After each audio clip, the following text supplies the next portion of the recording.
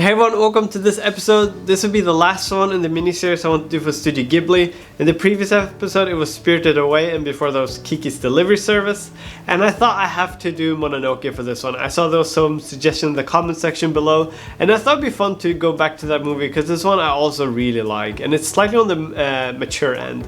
And it's also a movie I've done fan art previously before, and I kind of want to give it a new twist in how I interpret it. I always liked how she was riding on the wolves and the forest spirits that kept shaking their heads, and I thought it'd be pretty cool if we have them like maybe she's walking through the forest and there's spirits all around the floor following them as she's riding on the wolf, and not so much of a hostile image, just like a neutral type of friendly image. And with that said, just want to let you know there's a small announcement towards the end of the video, so be sure to stick around for that. But let's jump into sketching. So I started with drawing it out and just trying to figure out the general layout of the image. I did a very rough first pass, and then I dropped the opacity and I went over to draw on top of it once more. And I'm just trying to figure out the layout of the scene, the trees, because the trees in Mononoke are very like twisty and turny, and they have a very specific feel. So I want to try and capture it with the drawing stage before I start adding in paint. But when I felt comfortable with the drawing, that's when I started adding in paint. But I actually ran into some problems as I was doing this. I realized the image was going to be pretty difficult to solve with just paint. So I thought, should I start over or should I just go in and try with a different approach?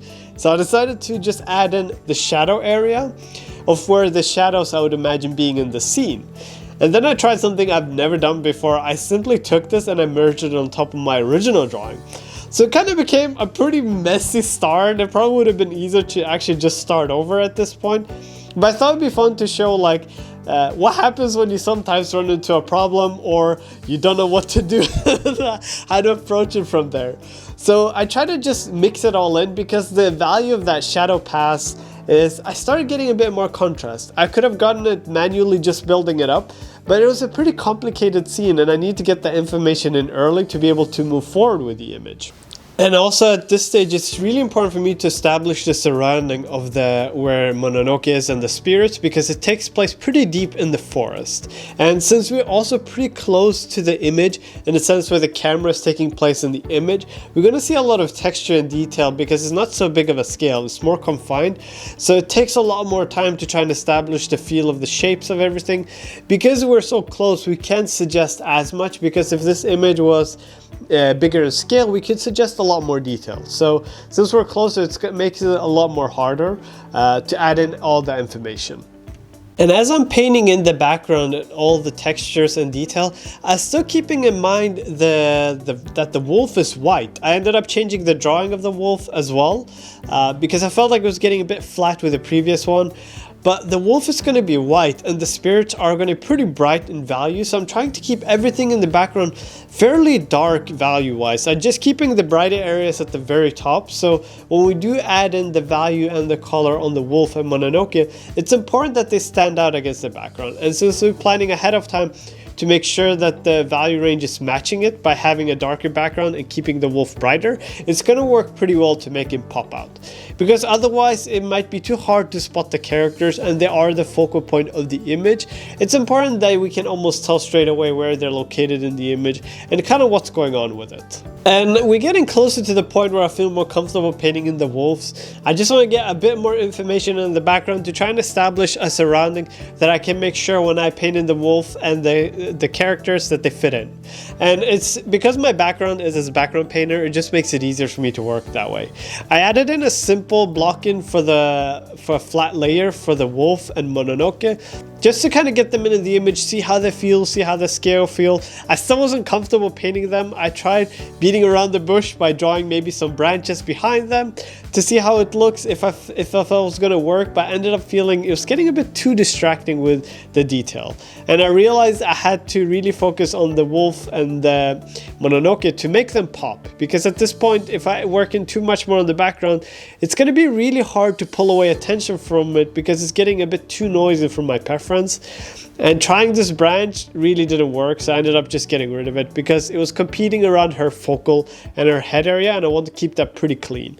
So I'm just starting with very simple flat values, just blocking in, trying to think that the light's coming from the top, so the bottom part of the wolf and Mononoke is going to be darker, where the upper planes are going to receive a bit more of the light naturally.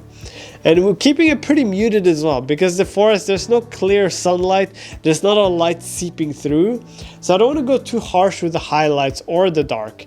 Just want to keep it more diffused, so it's like just kind of like a gradient of light to dark of the forms. And at this point, it's also when I start zooming in a lot more in the image, because prior to this point, I try to stay zoomed out as much as possible to just get an overall view of the image. But now I start getting in closer because I do need to see when I paint Mononoke and the wolf to really like the shapes and form. Because when we zoom out, it's easier to get a bigger read of the whole picture, but now I do need to get up closer because they're smaller in the image, and I need to really start detailing them out.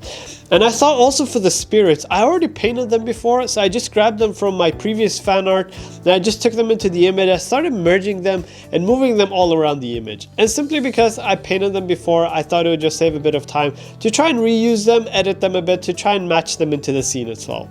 And with that said, we're about to wrap up the image, so thanks again, and I'll see you next time. Thank you so much for watching the episode. I hope you enjoyed it. It's always fun painting Studio Ghibli. I kind of grew up with those movies, so it's really fun reinterpreting them, and I hope you enjoyed the series as a whole. I'll probably return to maybe something similar in the future, maybe tied to other things. Also want to announce that the next episode comes out 15th of November. It's related to True Damage, and it'll be more behind the scenes. I'm really excited for this episode. I'll also be switching to every other week for the episodes. Keep an eye out. Should the episode get delayed for some reason, I will announce it here on YouTube. But until then, take it easy and have a wonderful weekend. Bye!